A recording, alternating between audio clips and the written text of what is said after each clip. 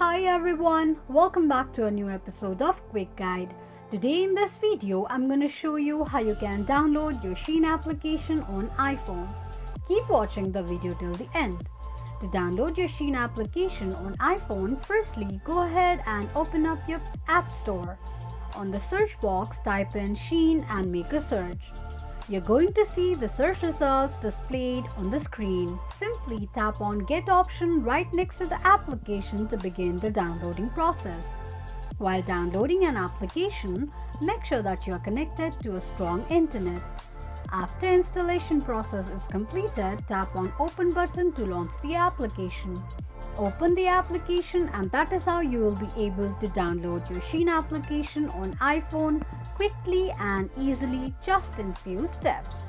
If you have any thoughts or queries, let us know in the comment section. Don't forget to subscribe to our channel. Also press the notification bell icon so that YouTube will notify you whenever we post a new video. I hope this video was helpful to you. Thank you so much for watching.